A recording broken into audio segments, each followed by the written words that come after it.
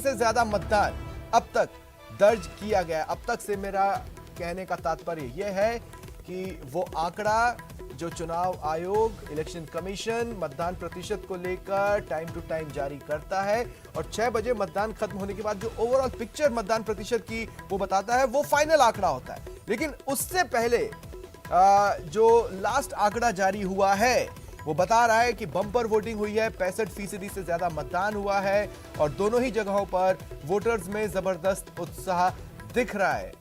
खासकर महिलाओं और युवाओं में मतदान को लेकर जबरदस्त क्रेज देखा जा रहा है।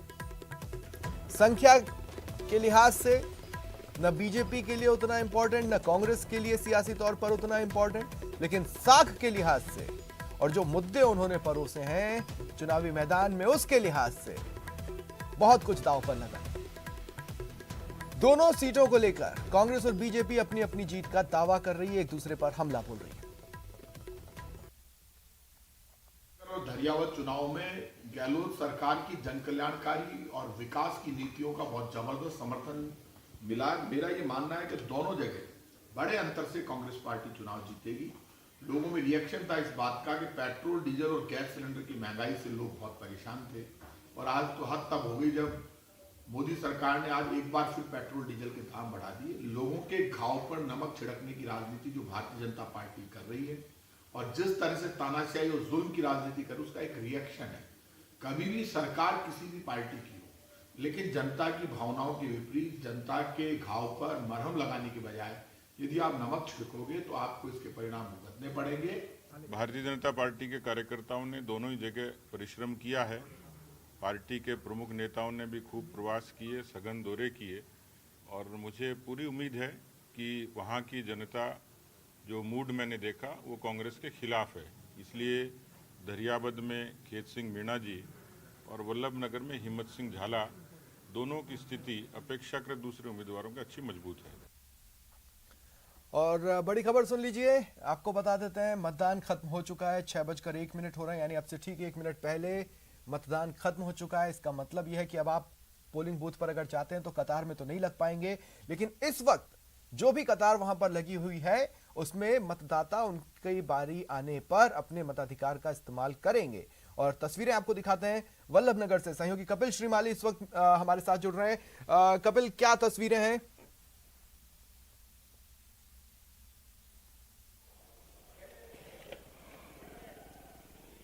कपिल, सुन पा रहे हैं आप मुझे?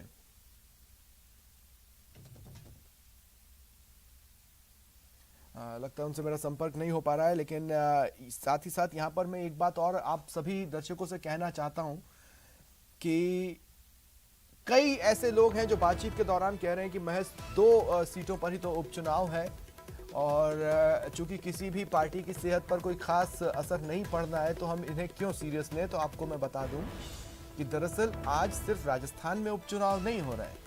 देश में उत्तर से लेकर दक्षिण तक, पूरब से पश्चिम तक कई सीटों पर उपचुनावों के तहत वोटिंग हो रही है और 2 तारीख के जो नतीजे आएंगे उसको आप एक तरह से मूड ऑफ नेशन की एक झलक कह सकते हैं। इसीलिए दोनों ही राजनीतिक दल जी तोड़ मेहनत कर रहे हैं उपचुनावों को अपने लिए बेहतर बनाने की, वो नंबर्स हासिल करने की जिससे वो ये बता सकें कि आखिर हम बेहतर क्यों हैं। सहयोगी कपिल से एक बार फिर बातचीत की कोशिश। कपिल, क्या तस्वीरें दिखा सकते हैं?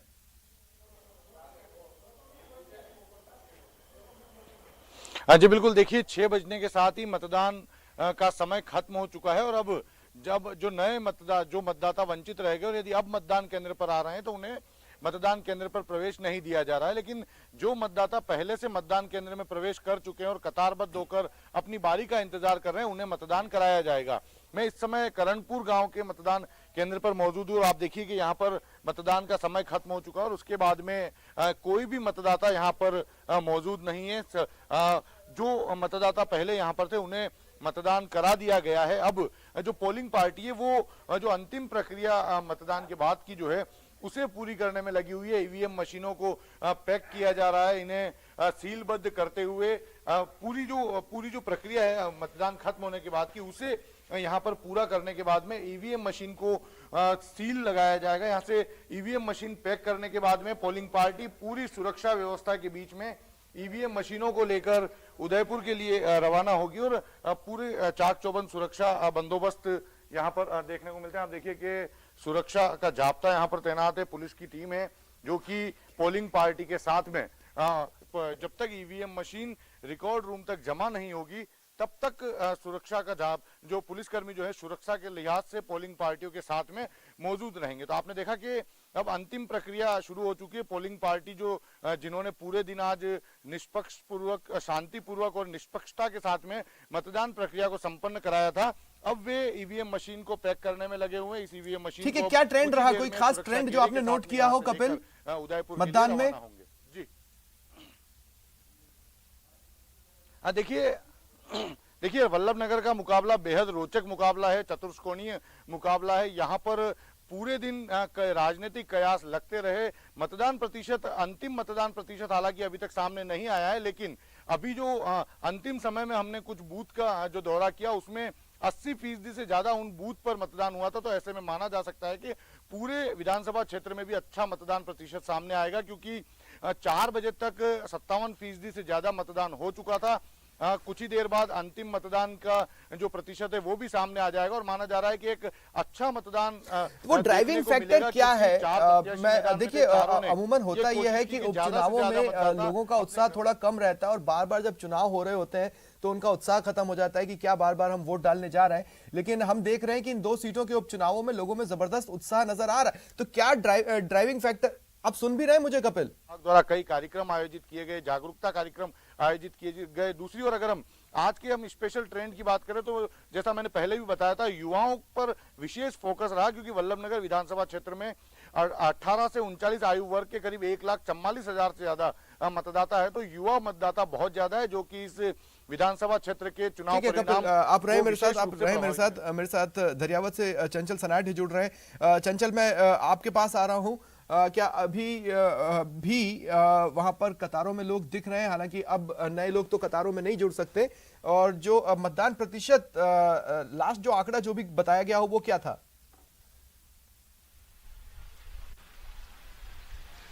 जी, अभी मतदान का जो 5 बजे तक का जो आंकड़ा आया है वो लगभग 65% मतदान हो चुका है।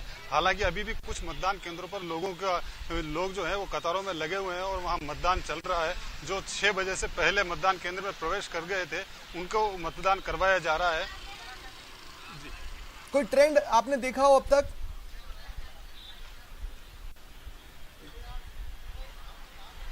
जी, यहाँ पर अभी तक जैसे पूर्व में जो कन्हैयालाल मीणा है उनको टिकट नहीं मिलने के चलते बीजेपी के जो कार्यकर्ता हैं उनमें जरूर थोड़ा बहुत रोष था, उसको भी कहीं न कहीं असर नजर आ रहा है। और नगराज मीणा जो है उनको इसका सीधा फायदा मिलता हुआ नजर आ रहा है। वहीं बीटीपी के जो निर्दलीय है उसको भी जो नाराज कार्यकर्ता हैं बीजेपी के, जो युवा कार्यकर्ता हैं, वो कहीं न कहीं बीटीपी का भी रुख कर रहे हैं। इससे भी कहीं न कहीं बीजेपी को नुकसान होता हुआ नजर आ रहा है।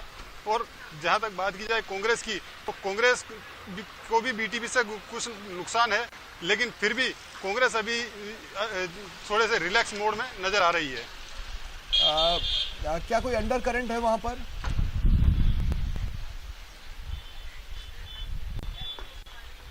जी, अभी तक तो ऐसा कुछ भी देखने को नहीं आया है।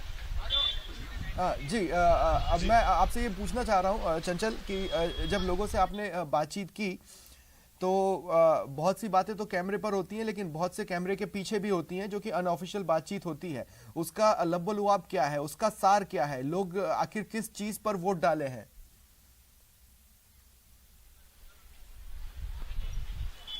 लोग, जहां तक लोगों पर वोट डालने की बात की जाए तो लोग जो है यहाँ स्थानीय मुद्दे जो है, सड़क है, पानी है और बिजली का मुद्दा प्रमुख है।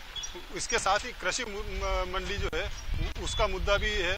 तो उन सारी चीजों को लेकर के वोट कास्टिंग की है। इसके साथ ही एक रोजगार का जो मुद्दा है वो यहाँ सबसे प्रमुख मुद्दा है, क्योंकि यहाँ का जो लोग हैं वो अधिकतर आदिवासी बाहुल्य लोग इलाका है और आदिवासी बाहुल्य होने के कारण ज्यादातर लोग मजदूरी करते हैं। इसके चलते गुजरात के और इन लोगों का ज्यादातर पलायन होता है। तो ऐसे में इन लोगों को स्थानीय स्तर पर ही रोजगार मिल सके, वो उसके लिए भी ये लोग ये आदिवासियों से जुड़े खासकर उनके धर्म कोड को लेकर तमाम तरह के बयान बीच बीच में आते रहे हैं। चंचल, क्या चूंकि आदिवासी अच्छी संख्या में है इस इलाके में, तो वो बातें भी रही हैं आज वोटिंग के दौरान?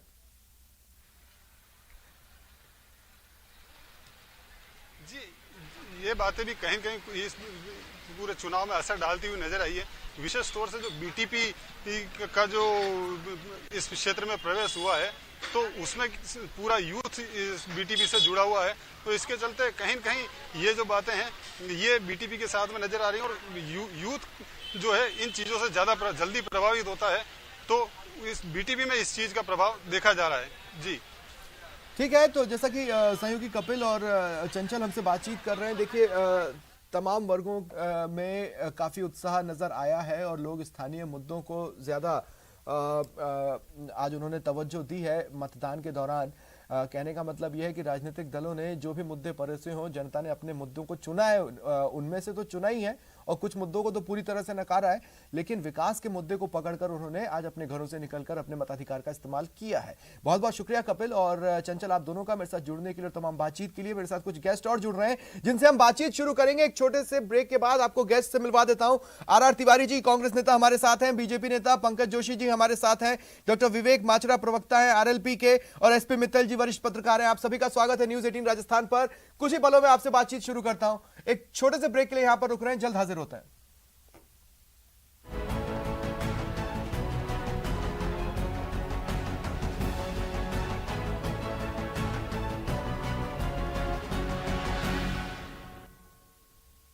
तो दो के दंगल में किसका मंगल, इसी पर चर्चा शुरू करते हैं। हमारे साथ गेस्ट लगातार जुड़े हुए हैं। एसपी मित्तल जी, आपसे शुरुआत करना चाहता हूं मैं। मेरा पहला सवाल सिर्फ राजस्थान के परिप्रेक्ष्य में नहीं है, अगर पूरे देश के लिहाज से देखें तो उत्तर से दक्षिण, पूरब से पश्चिम तक कई सीटें हैं जहां पर मतदान आज हुआ है। एक तरह से जो लास्ट मौका था जिसमें मूड ऑफ नेशन पता चला था, और आने वाले दिनों में जिन राज्यों में चुनाव होने उससे पहले ये एक ऐसा पल है जो मूड ऑफ नेशन बताने वाला है। स्वप्निल, आपने बिल्कुल सही कहा कि ये जो 5 राज्यों के अगले वर्ष चुनाव होने वाले हैं मार्च में ही, और उसमें जो राजस्थान की सीमा से लगे हुए हम देखते हैं, जैसे जिसमें उत्तर प्रदेश भी आता है, जिसमें अपन क्या नाम से पंजाब का इलाका भी मान सकते हैं। तो इन 2 राज्यों में जो चुनाव हो रहे हैं, निसंदेह इसका जो परिणाम आएगा, मुझे लगता है कि जो 5 राज्यों के चुनाव होंगे उन पर इसका असर डालेगा।